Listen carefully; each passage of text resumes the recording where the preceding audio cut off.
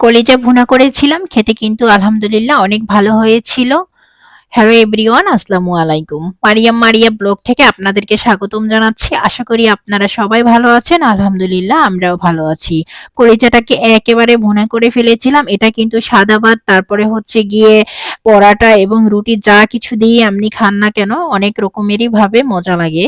তো যাই হোক, এটাকে রান্না করে নিয়েছিলাম। তারপরে হচ্ছে গিয়ে আমি এটা কিন্তু সাদা ভাতের সাথে খাইনি। আমি এখানে খিচুড়ি বানিয়েছিলাম, মুগ ডাল এবং মসুর ডাল এই দুইটা দিয়ে অ্যাডজাস্ট করে একটা খিচুড়ি বানিয়েছি, ঝরঝরা খিচুড়ি। এখানে লেটকা খিচুড়ি আমি বানাইনি।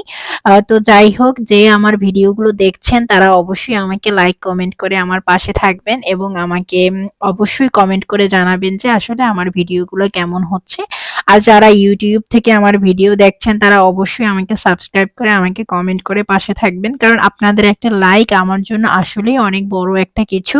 তো যাই হোক, এখানে আমি কিন্তু খিচুড়িটা রান্না করেছিলাম, সেটা কিন্তু ঝরঝরা ছিল। খিচুড়িটা কিন্তু কলিজা ভুনা দিয়ে খেতে আলহামদুলিল্লাহ অনেক ভালো হয়েছিল এবং যারা খেয়েছেন তারা তো অবশ্যই জানেন, আর যারা খাননি তারা অবশ্যই একদিন বাসায় বানিয়ে খেয়ে নেবেন। খেতে কিন্তু আলহামদুলিল্লাহ অনেক রকমেরই ভালো লাগে। এই যে আমি কিন্তু মুগ ডাল দিয়ে বানিয়েছিলাম, আসলে সব সময় মুগ ডাল দিয়ে দেখা গেছে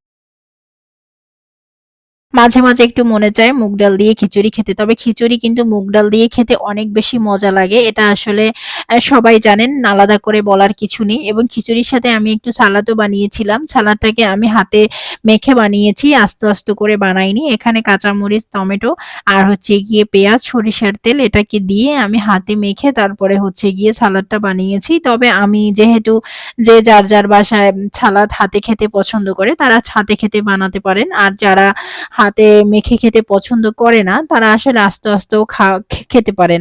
আর হচ্ছে গিয়ে এখানে আচার, খিচুড়িতে তো জলপাইয়ের আচার না হলেই নয়, কারণ জলপাইয়ের আচার ছাড়া আসলে খিচুড়ির কথা চিন্তাও করা যায় না। কারণ খিচুড়ি খেতে গেলে শুধু জলপাইয়ের আচার না, যে কোনো আচারই আসলে খিচুড়ির সাথে খুব ভালো যায়।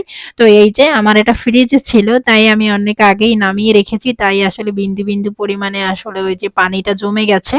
তো যাই হোক, আমি এটাকে নামিয়ে নিয়েছি। এখন হচ্ছে গিয়ে আমি বাবুদেরকে দিয়ে দিচ্ছি। এই যে খিচুড়ি দিয়ে দিলাম, ভুনা কলিজা আর সাথে একটু সালাদ, যেহেতু এটা আমি বড় মেয়ের জন্য প্লেট সাজাচ্ছি।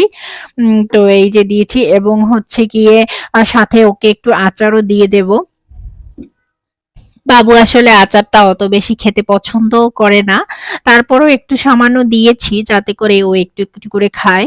তো অবশ্যই জানাবেন আমাকে আমার ভিডিওটি কেমন হয়েছে, কারণ আমি তো আসলে আপনাদের কমেন্টের আশায় থাকি। আপনারা একটা কমেন্ট করলে আমি আসলেই অনেক খুশি হয়ে যাই। তো আল্লাহ হাফেজ, সবাই কিন্তু অবশ্যই আমাকে জানাবেন।